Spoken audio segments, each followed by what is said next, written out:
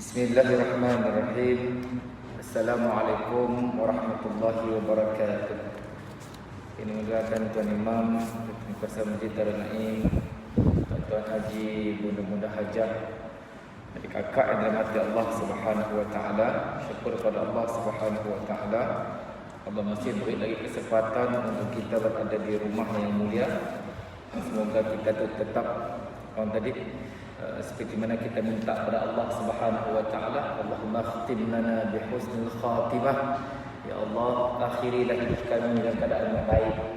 Maka mudah-mudahan kehidupan kita pun sentiasa berada dalam baik. Sebab kami orang minta supaya tamat hidupnya dalam keadaan baik, tapi bila nanti kehidupannya sia-sia. Sebab macam kita makan, siapa kita rasa nak makan tapi semua kedai. Sibuk siapa nak keluar duit, sibuk order online, semua sibuk. Pasal nak makan aja, pasal nak makan nak kenyang, tapi saya ada usaha. Macam mana kehidupan kita? Kita mau syurga Allah, kita mau mati dalam keadaan Allah redha pada kita. Kita mau syurga Allah, maka kena diusaha, tuan-tuan. Semoga segala-galanya akan menjadi kenyataan, insya-Allah. Jadi sebelum kita menyambung perbincangan kita pada bab seterusnya, iaitu tempat-tempat berakhlak baik. Kita cerita bab ni baik tu, tuan-tuan, nampak mudah. Macam kita nyuruh orang mula baik, nampak mudah, tapi kita pun susah. Selalu macam nyuruh senang, tapi kepada kita pun susah. Macam SOP tu, nyuruh orang jaga SOP, nyuruh si keluar senang, tapi kita pun bila sampai dengan kita pun jadi susah. Okey, tuan-tuan, minta Allah Subhanahu wa taala, dalam bila di awal 2 minggu yang sudah kita kelakar tentang akhlak baik tu ada 2, datang daripada usaha, datang daripada tabiat. Namun yang lebih baik punya daripada kebiasaan. Bukan yang kejapnya baik, kejapnya si baik. Kejapnya baik menyenangkan, menyenangkan orang meninggal, menyenangkan maknya sakit, nak insaf sekejap. Nah, bila ada okey, datang bantu balik. Nya sebenarnya bapilah kata Syekh Muhammad Saleh, akhlak yang baik yang disukai oleh Nabi sallallahu alaihi wasallam adalah akhlak yang kebiasaan, kepatihan kita. Okey. Walau bagaimanapun ada 4 pembahagian orang yang berkaitan dengan akhlak tu. Pertama, orang yang Allah haramkan baginya akhlak yang baik.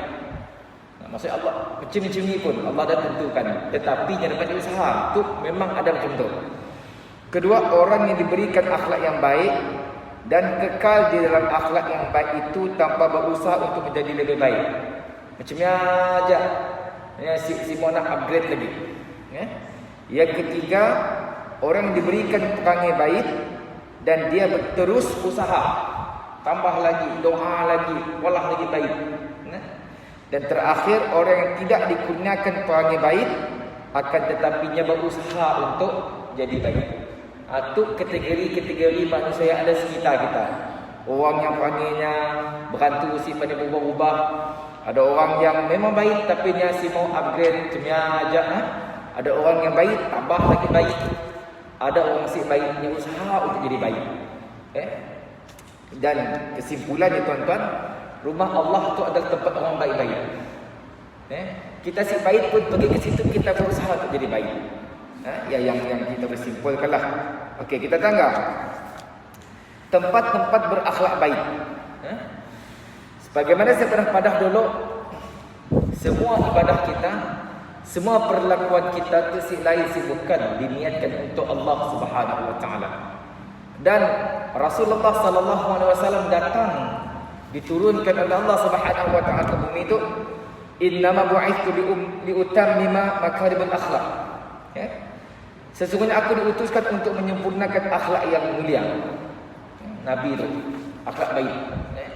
Perkara yang menjadi tadi kemestian yang perlu kita tangga dan beri perhatian, terutama diri kita. Selalu word yang dimain di luar ni nak kiapa orang tadi olah baik, tapi sebaliknya, maksudnya perkara perlu selalu dimain orang. Okey. Banyak orang yang memahami bahawa berakhlak baik itu khususnya ketika bermuamalah. Maksudnya bila kita tu berhubungan dengan orang, berkelakar, bersosial, dalam Facebook, dalam Instagram, dalam apa lagi, Twitter, dalam macam-macam lah media sosial kita itu. Adakah sesama kita aja macam ni kita dengan Allah Subhanahu Wa Taala? Macam ni nak berakhlak baik dengan Allah Subhanahu Wa Taala? Okay. Banyak orang beranggapan akhlak baik itu dengan manusia aja. Macam ni kita nak berakhlak baik dengan Allah. Ada orang yang menafikan, yang apa perlu kita berakhlak baik dengan Allah? Cukuplah kita sekadar kita yang berbaik dengan manusia. Pemahaman yang perlu diperbetulkan. Itu pemahaman yang kurang tepat, yang perlu kita perbetulkan. Kerana akhlak baik itu sebagaimana terjadi ketika bermuamalah sesama makhluk dan juga lebih-lebih lagi dengan Allah Subhanahu Wa Taala. Selalu Ramadan, kalau tuan-tuan belajar ilmu fiqh, di antara sunat Jumaat yang dah ditinggal orang adalah mandi sunat hari Jumaat. Mari kampung-kampung dulu, mari kecil-kecil. Waktu saya di kampung, di Kapit dulu, asal tengah hari jam pulang sekolah, bapak madah, jangan lupa mandi dulu sebelum turun sembahyang. Nah, bila kita buka kitab fiqh, bila dibaca, dibahas, apa katanya? Sebab kita nak berjumpa dengan Allah, orang Rabi. Di sini ada dua hubungan. Hubungan dengan Allah kena jaga. Nah, hubungan dengan orang lain kena jaga. Bahkan Nabi melarang orang makan bawang putih dan bawang merah bila nak ke masjid sebab bau. Itu musim durian, tuan-tuan. Kadang-kadang semua orang suka bau durian. Semua. Kita tak makan durian, benar mantai 2-3 lumbih. Masuk kulit, sedar. Kau nasib baik dah tu jauh sikit. Tapi masalah kita kena rekod. Sekali ni sedar. Jangan sampai imam lupa rakaat, tegal baru sedar durian kita. Jadi perkara tu kena jaga.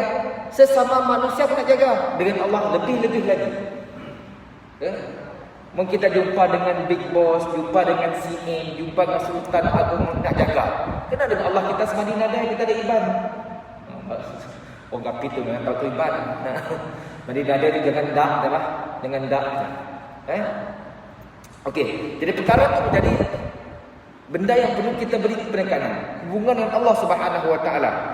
Jadi kesimpulan kata Syekh Muhammad Saleh yang kitabnya, berakhlak baik itu tempatnya ketika bermuamalah dengan Sang Pencipta, iaitu Allah Subhanahu Wa Taala. Di antara perkara yang perlu kita lihat, first thing first, dengan Allah jaga dulu. Dan ketika bermuamalah dengan manusia, dengan manusia tu biasa. Kata orang, hormat orang tua, kelakar, bagus. Walaupun kita nak baru tu viral, nak beri sedekah derma, sepati kalau orang tua. Viral orang, nak sadar adab tu. Banyak duit mesti guna, mesti beradab. Ya benda yang berlaku masyarakat kita. Tetapi dengan Allah macam ni. Okey. Jadi kata Syekh dalam bab pertama, berakhlak baik ketika bermuamalah dengan Allah macam ni. Itu kita ulang kaji sikit. Jadi kata Syekh, bermuamalah dengan Allah Subhanahu Wa Taala itu merangkumi 3 perkara. 3. Pertama sekali, membenarkan khabar-khabar yang datang dari Allah Subhanahu Wa Taala. Maksudnya di sini daripada Al-Quran. Lagi dari sini daripada Rasulullah. Kan disebut Al-Quran, in huwa illa wahyu yuha. Apa yang keluar dari Nabi dan Tuhan daripada Allah Subhanahu Wa Taala, wahyu. Kita baca hadis qudsi. Hadis qudsi itu disebut qala Allah Taala, tapi dilafazkan oleh Nabi. Okey. Yang kedua, mengamalkan dan mempraktikkan hukum-hukum Allah. Baca Quran hukumnya sunat, bukan wajib. Tetapi mempraktikkan apa yang dalam Al-Quran itu hukumnya wajib. Yang perlu ingat. Memang baca Quran itu bukan wajib. Tetapi macam ni kita nak memahami kalau kita si belajar, kalau kita si baca. Dan yang ketiga, bersabar. Itu cara sikit lagi kita berhubungan baik dengan Allah, bersabar dengan takdir-takdir Allah, ketentuan Allah Subhanahu Wa Taala. Sebab kalau tuan-tuan belajar akidah, beriman dengan qada baik dan qada buruk. Sebenarnya qada baik dan qada buruk dua baik tuan-tuan. Namanya qada buruk. Tapi pada pandangan asalnya kita anggapnya baiknya si bagus. Tapi sebenarnya bagus. Nah, macam kita pergi kepada kehidupan kita di kampung-kampung. Orang tua malah nganuk kita tu waktu yang kita pahal bapak aku tu malah nganuk aku. Pahal mak aku tu malah ada ngubit telinga aku. Bila kita dah besar, orang tua dah meninggal, baru kita terfikir, oh, patutlah mak aku malah macam tu. Patutlah bapak aku malah macam tu. Nah, orang tua tu dulu. Nah, macam bapak saya. Sampai LCE je, nak pemidri ya aja. Tinggi dia belajar. Nah, nak orang kita sebanding. Mak murid macam sekali. Nak tapi nya negur kita kadang waktu kecil. Pahal mak belakang aku macam tu.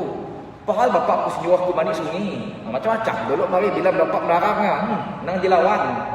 Bapak pada A, kita pada B. Jangan terus nyala malam-malam. B, buka store. Tahu sini apa yang kau kunci. Nak bola kecil dulu. Nah, kedua pagi nyokong motosikal. Sibuk bunyi Oh, kan rumah dia tahu kisah. Oh, di bawah tak tahu. Pagi esok nangka jalan bisa. Pahal bekerja tu dia benda. Ni ada orang lain di rumah. Kami ngadik ni. Ya, kawan-kawan jangan nyala malam si nampak. Ya, sebenarnya kayu apa semua. Kita tahu apa teba, oleh ikan dah. Bisa siap-siap tarik dia siap. Orang tua gitu kan GP. Jadi perkara tu tuan-tuan. Yang baik itu saya ambil contoh mudah. Okey, sekarang kita pergi yang pertama. Apa yang kata Syekh?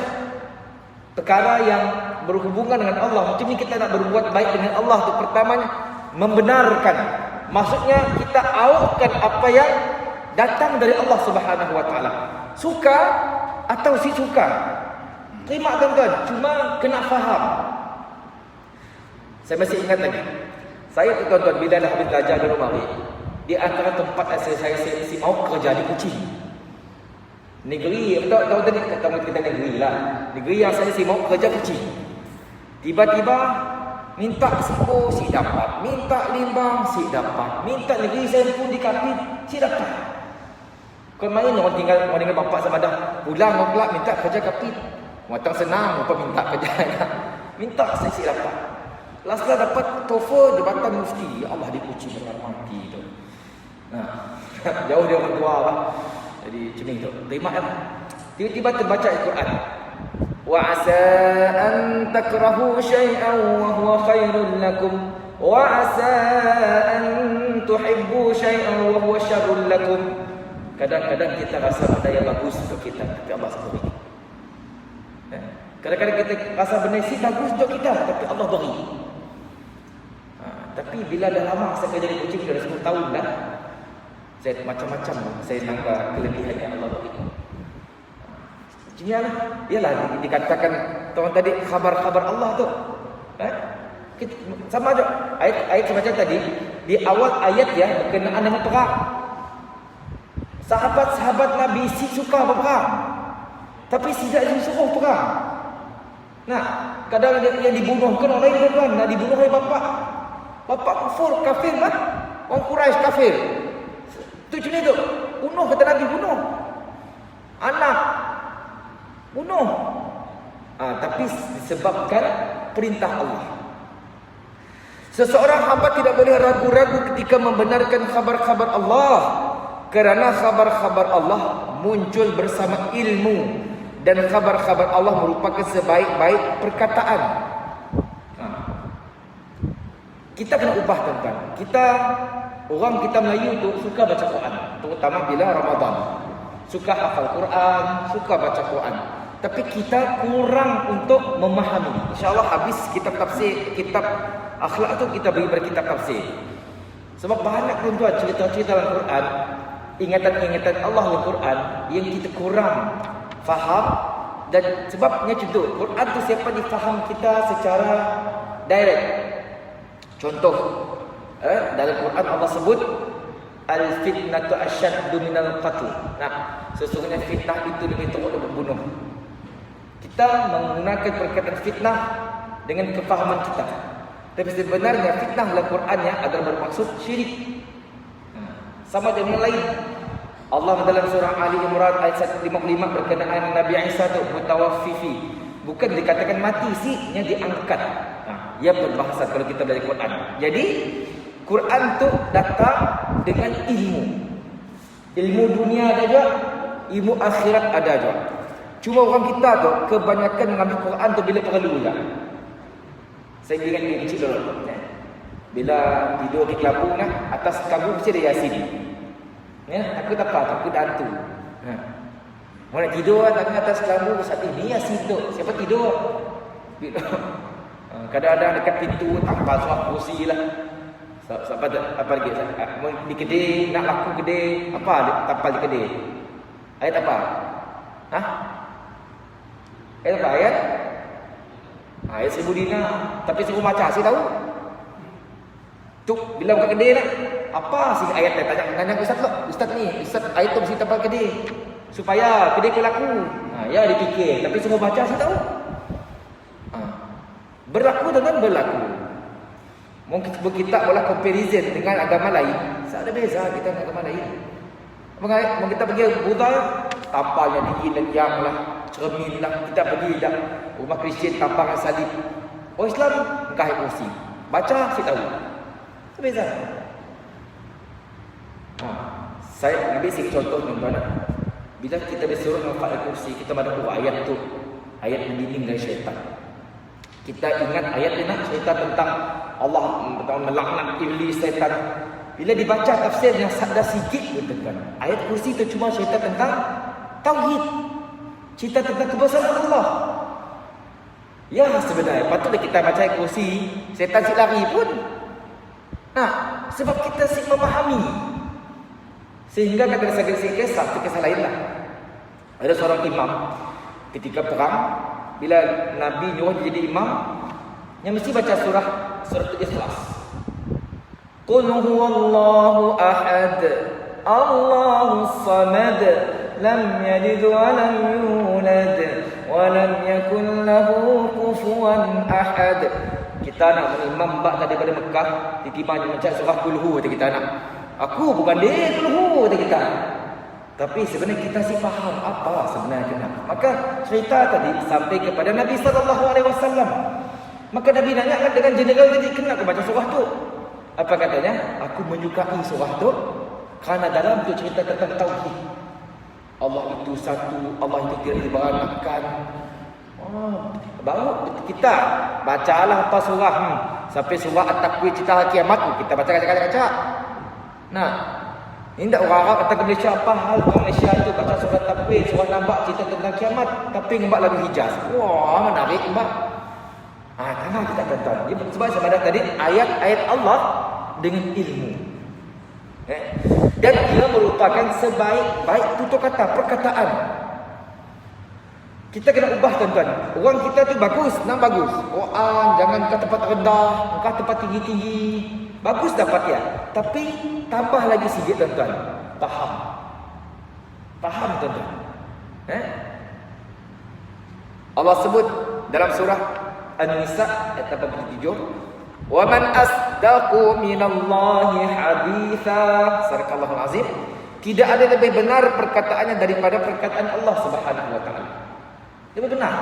Nya bukan ayat medik, nya bukan ayat pendinding semata-mata. Al-Quran itu adalah satu panduan kehidupan. Suka?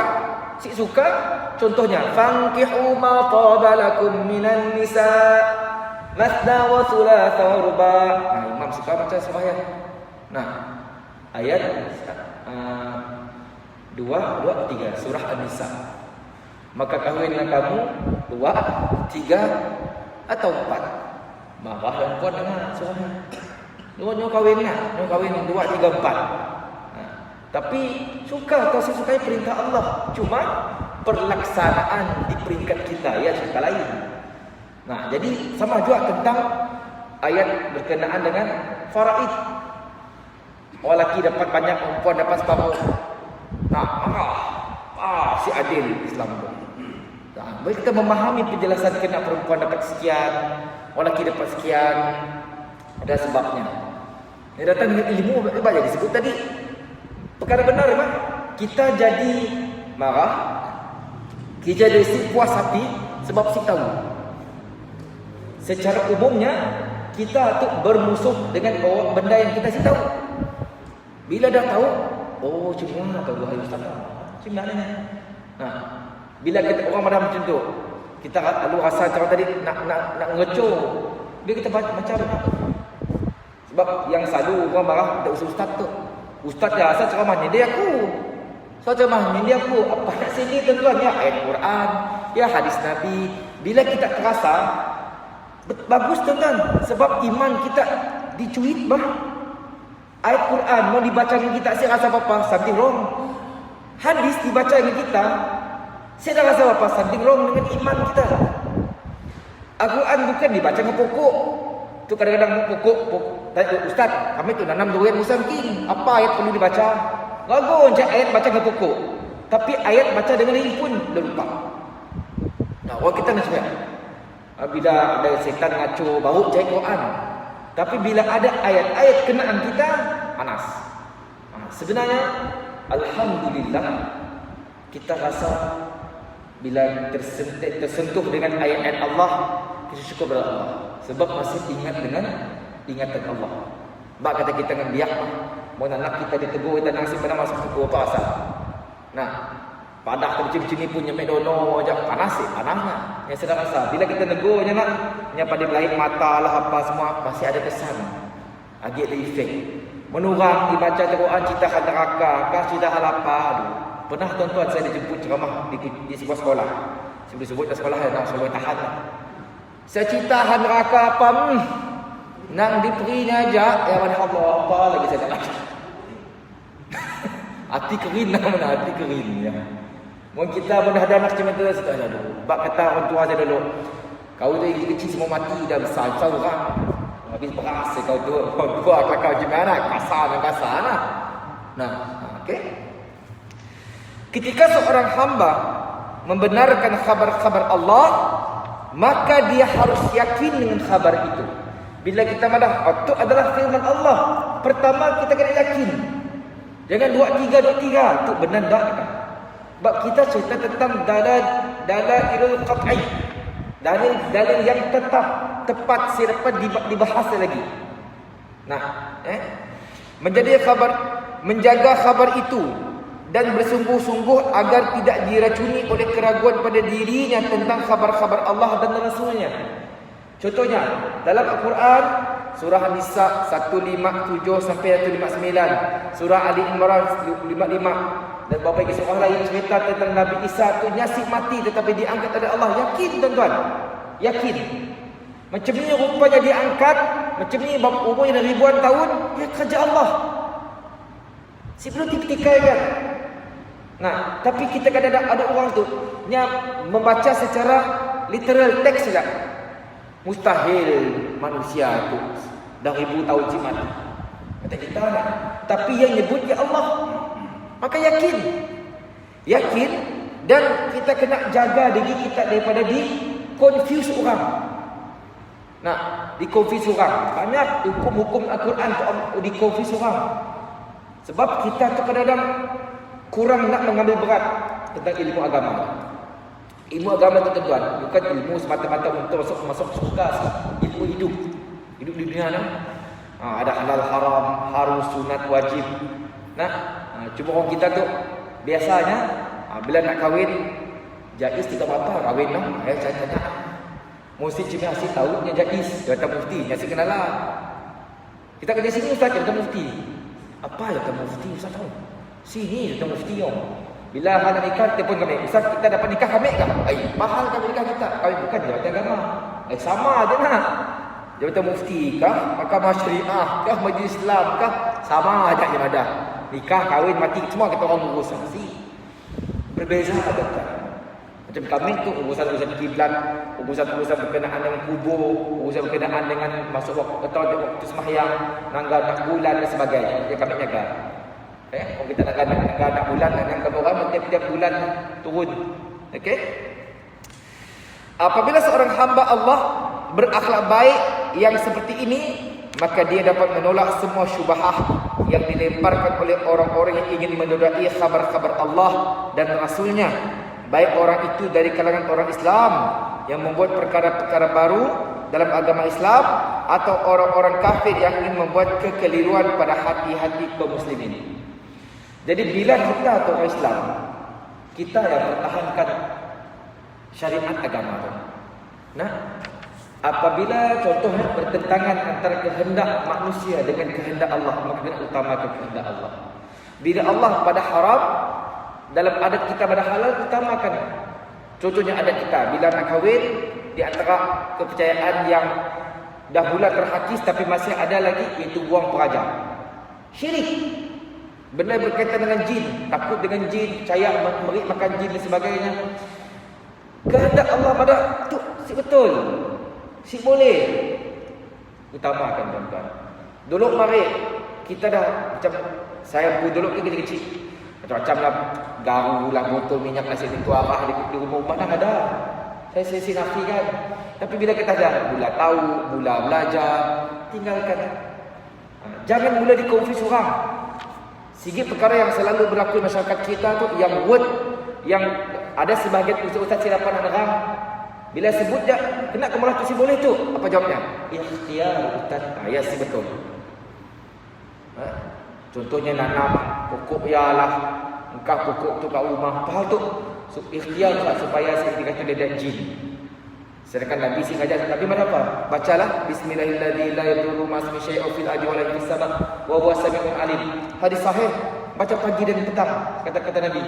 Kau akan dilindungi, dikurniakan rezeki. Baca istighfar dalam Quran, surah Nuh disebut, perbanyakkan istighfar, Allah akan kurniakan rezeki. Nah, benda yang jelas. Tapi kita malah benda-benda yang bertentangan. Benda-benda yang Nabi si nyuruh, kita hebatkan nyuruh. Apakah sebenarnya kaitan dengan agama, tuan-tuan? Berkaitan dengan akidah. Okey. Maka kita kena jaga diri kita daripada dikeliru. Yang ada cara lain. Melainkan dengan ilmu. Sadar ilmu senang kita dibulak orang.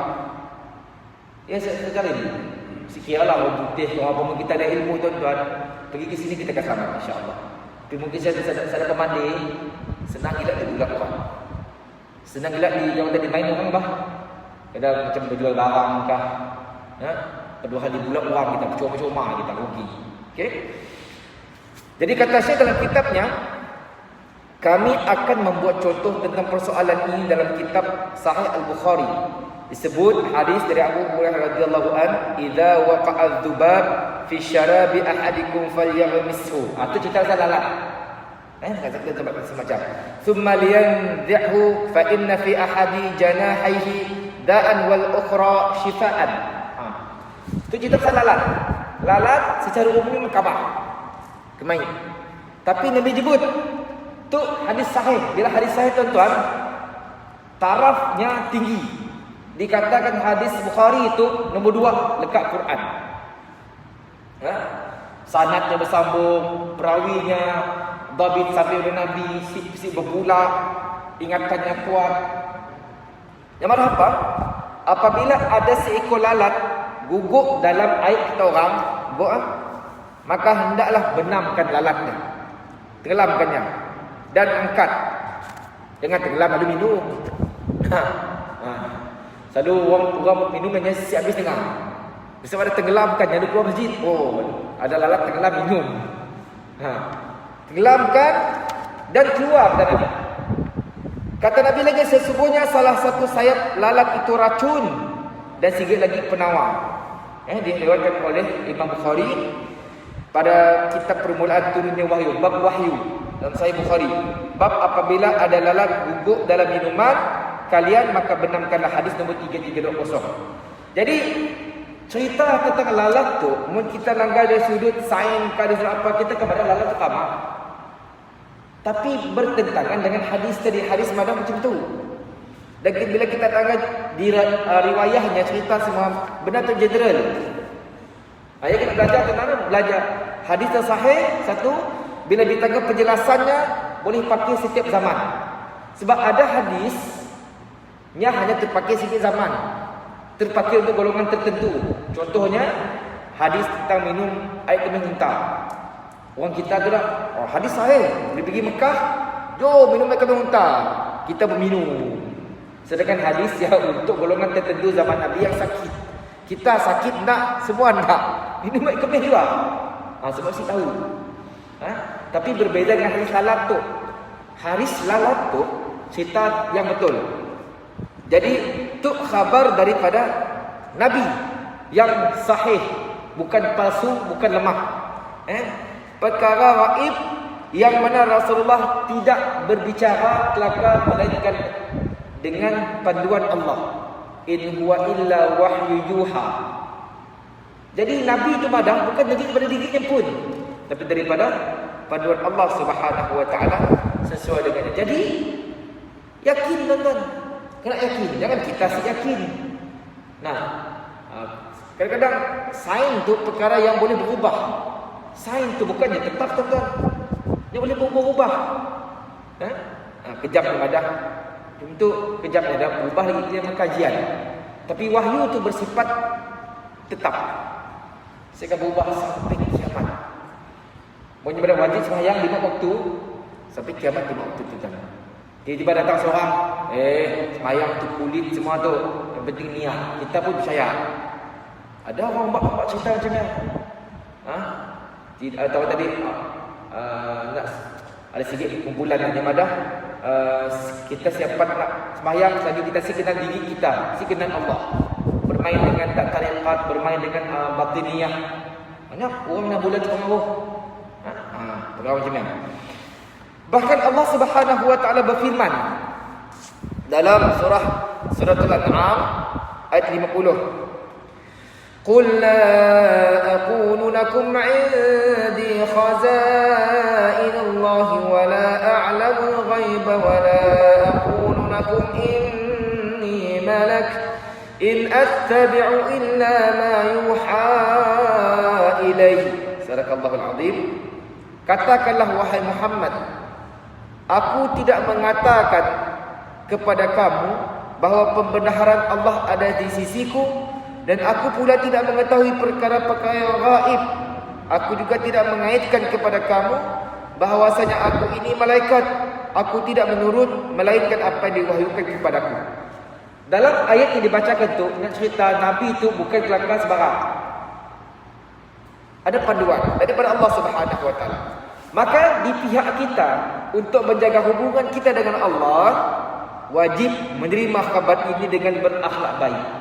Akhlak baik macam ni tuan-tuan, kami ada tadi yakin, jaga, jangan keliru.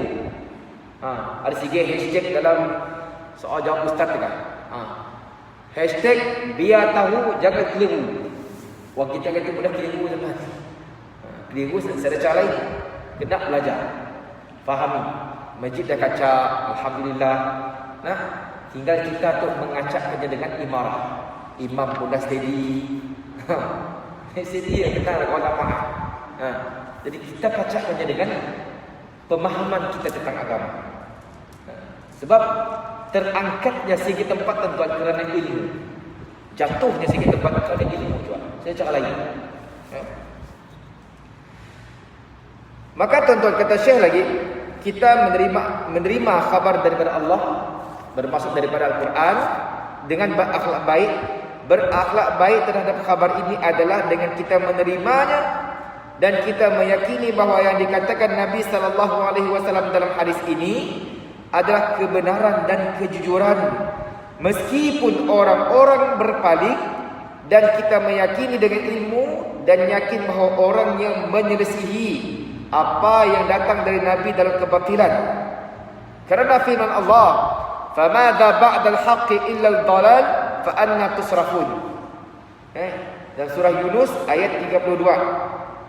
Tidak ada setelah kebenaran kecuali kesesatan, maka kenapa kamu berpaling? Tidak ada kebenaran kecuali kesesatan, maka kenapa kamu berpaling? Quran banyak, dalam Al-Quran banyak yang kita tu berpegang dengan kitab Allah. Ada sekian hadis yang biasa kita dengar. Kata Nabi, di akhir zaman akan berlaku macam-macam masalah. Macam-macam masalah. Kadang-kadang politiknya, ekonominya, bahkan dalam perkara agamanya, nak khilaf itu, berkelahi itu, puak yang. Apa kata Nabi? Kembalilah kepada Al-Quran dan As-Sunnah. Maksudnya berpegang pada hukumnya kata. Dan ujungnya apa? Gigitlah ia dengan gerakan kamu. Dalam hadis yang disebut taraktu fikum amrain lan tadilu tamastabtum bihima. Kata Nabi, aku sedang ninggalin kita orang dua aja. Pegang pada dua itu. Maksudnya belajar Quran, faham hukumnya dengan hadis. Selamat kita. Selamat secara lain. Sebab orang kaya itu kadang-kadang terlebih gila mati akal. Sebab orang barat tuan-tuan, orang barat putih tu, setidaknya tu benda-benda yang datang maki wahyu, benda-benda yang saya dapat dibuktikan dengan eksperimen, saya akan tolak. Surga, neraka, cerita tentang dosa, pahala, ini akan tolak. Kematian, apa semua persoalan muka nanti fitnah kubur ini ketulak sebab siapa dibuktikan. Kalau kita nak cerita pelik-pelik, nikah video dalam kubur, jenis rupa malaikat datang. Kita belajar tuan, akidah disebut nak malaikat datang dari atas, di duduknya kita kubur. Kita pun mikir, kita pun macam sebab kita tu, orang kita Melayu tu banyak terpengaruh dengan cerita putih. Banyak kita nak cerita putih Saya suka nak cerita putih dalam movie-movie yang secara langsung yang mempengaruhi. Banyak cerita tuan, cerita apa? Cerita Marvel, Endgame semua. Cerita pasal tentang dewa buruh lah, Hercules lah, cerita pasal God of Egypt, semua cerita ketuhanan. Secara langsung ni nanam cerita-cerita betul dalam masyarakat kita. Nah, ada seorang biang. Itu cerita betul tu. Dia umur 5 tahun atau 4 tahun, 5 tahun giginya patah. Gigi patah lah, cabut kan. Padahal Pak tu kami simpan bantal. Tanya apa nak air? Nak simpan bantal, buang gigi jangan simpan bantal gelap malam kelak. Tut Fairy datang ambil nama dah. Dewa gigi nak.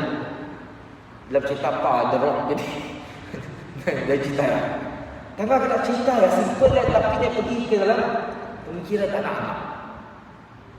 Zaman kita dulu mari, zaman sebelahan dulu mari, dia pakai kitola, ikat takal tabang, guguk daripada rumah yang standard. Cuma aja lah. Tapi kita itu cerita lain. Banyak benda-benda itu merosak pemikiran. Jadi bila kes-kes macam tu, nyesat lain kembali kepada Al-Quran. Kita nak jaga keluarga, kita nak betulkan anak, betulkan orang kampung kita, jiran dengan kita salah lain. Mbaknya dari agama teman. Agama yang betul. Agama yang diajar oleh Rasulullah sallallahu alaihi wasallam. Okey. Pesanan daripada Sufyan bin Uyainah, ketika seseorang bermasalah dengan dunia, siapa yang ingin kemuliaan akan diberikan kehinaan. Orang yang inginkan kekayaan akan ditimpa kemiskinan. Tetapi orang yang inginkan kesalehan Allah akan diberi segala-gala untuknya. Sekali lagi. Ini tu warning lah.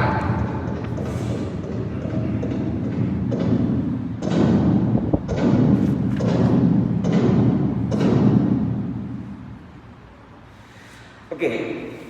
Kembali pada pembicaraan kita tentang masih bab awal dan berkenaan dengan berakhlak baik dengan khabar-khabar Allah Subhanahu wa taala. Contoh lain, Nabi sallallahu alaihi wasallam mengkhabarkan. Nabi sallallahu alaihi wasallam menceritakan kita, menyampaikan cerita tentang kiamat. Okey. Kita biasa dengar di mahsyar kalau tuan-tuan buka dalam surah Al-Insyiqaq, surah Al-Infitar serupa. Kita dibangkit tuan-tuan di sekarang kedua. Keadaan kita telanjang, disebut dalam hadis kita mengebas-gebas badan kita daripada tanah. Allah Subhanahu wa taala poin terakhir. Jadi dalam satu itu berkenaan dengan perkhabaran Nabi. Kita nak cuba nak percaya tanpa kita mati akal. Nabi malam di akhirat pula kehidupan kita itu dapat tiupan sekala oleh malaikat, kita bangkit di kubur masing-masing. Bahkan bangkit kadang si selipar, tanjang bulat, si berbulu.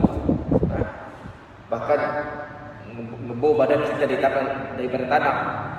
Bangkit di padang mahsyar berhimpun dari zaman Nabi Adam sampai zaman Nabi Muhammad. Matahari sejengkal daripada padang. Jadi kini tu orang mikir macam ni masuk akal. Nah, kini tu ibu kata sejengkal, nak jauh beratus ribu berjuta kilometer jauh. Kita dah tahan panas. Nah, mun panas kini tu masuk kereta, mun si buka aircon, liput dah. Panas nak. Tadi orang cuba comparekan dengan kata Nabi tu. Si masuk akal tu orang. Matahari sejengkal kepala. Nah, yang dimaksudkan dengan 1 mil tu merupakan sepanjang alat celak ataupun jarak sepanjang satu batu, maka jarak antara kepala manusia dengan matahari itu sangat dekat sekali, akan tetapi manusia itu si angus. Nabi nyebut macam kita sedaya. Mohon kita cerita gembira, compare dengan cerita sains di sekolah, memang dapat berbulan dapat. Jadi macam ni kita nak meyakini benar. Di antara cara kita beriman dengan Allah dan Rasulnya, kita kena yakin apa kata Nabi itu. Padahal matahari di dunia tu sungguh jaraknya sejauh-jauhnya pun kita rasa panas, dedet lagi nya dekat. Jadi mungkin orang kemadah macam tu. Bagaimana mungkin matahari dekat macam yang manusia seanus. Jadi tuan-tuan, kita ingin tutupnya, macam ni kita dapat akhlak baik terhadap hadis yang bunyi macam tu. Macam ni kita nak mengguna pakai supaya iman kita terus gugur, si jatuh. Berakhlak baik terhadap hadis ini, kata Syekh, dengan cara kita menerimanya dan hati kita tidak sempit dan sesak serta ragu tentang kebenaran, dan kita meyakini apa yang dikhabarkan Nabi sallallahu alaihi wasallam itu adalah benar. Dan kita tidak mungkin mengkiaskan keadaan di akhirat dengan keadaan di dunia. Kita sedapat nak buat comparison dunia dan akhirat. Kata Umar Abdul Aziz, apabila seorang manusia dilahirkan, makanya sudah mati lagi. Bahkan mati kita sekali aja. Meninggal di dunia tuan-tuan, lekat yang macam ni si akan mati. Macam ni pun. Bahkan orang yang mati bunuh diri, di akhirat telah apa hukuman tidaknya? Contoh yang bunuh diri kerana terjun daripada bangunan. Di akhirat kelaknya akan mengulang benda yang sama. Tekik, terjun, pecah. Hidup balik, tekik balik. Berapa lama? Selama-lamanya. Allah nak orang rasa sakit. Ya, jangkauannya. Allah nak orang rasa sakit. Dan jangan lupa, kesakitan di akhirat unlimited. Ya, sebenarnya. Jadi kita dapat nak compare dunia dengan akhirat. Sama juga, kita berdiri di mahsyar pula. Sebahagian ulama ada 70, sebahagian ulama ada 80 tahun. Macam ni. Pagi tadi saya ngimpas BSN. Faham kita nak BSN nak orang. Ya. Sampai sehari berdiri, siapa nak? Berapa jam? Lepak seorang. Lepak. Parah lama hilak tu. Lalu ada tu PM bekerja tu. Lalu PM dibantu. PM juga salah. Orang kita kena macam ni. Sikit-sikit salah orang lain. Sikit salah orang lain. Nah, bayang kita berdiri nasi sampai 2-3 jam ni pun orang ngocok. Tu berdiri di mahsyar 80 tahun. Berdiri seada aircon, seada telefon. Tu berdiri lama. Okeylah buka cerita, buka apa. Tu di mahsyar pula berdiri, pertama asyik ke baju. Kedua asyik pakai selipar. Matahari sejengkal kepala. Compare. Jadi jawapannya kita dapat melakukan comparison dunia dan akhirat. Cuma sikit saya selalu saya pakai untuk memujuk diri kita susah di dunia, kita dialog orang, kita dicerca orang. Lama sih lama. Nah, Tapi di akhirat, kalau kita dihukum oleh Allah, diazab oleh Allah, lama sih? Lama. Lamanya saya dapat di-compare dengan akal kita. Susah kita semayang tuan. Berapa minitnya semayang? Dengan kuliah lama. Di syurga semayang, saya ada kuliah, saya ada kahwin. Si guru minta kebenaran, kahwin. Nah, petik je, apa je, semua dapat. Tapi kena lalui dunia dulu yang susah. Yang susah yang sebab susah sebenarnya. Wallahu ta'ala a'lam. Kita akan sambung lagi 2 minggu akan datang. Semoga mendapat manfaat daripada perbincangan kita malam ini, insya-Allah. Kita tutup dengan tasbih kafarah dan surah Al-Asr. Bismillahirrahmanirrahim. Al-'asr innal insana lafi khusr illa alladhina amanu wa 'amilus salihati wa tawassaw bil haqqi wa tawassaw bis sabr.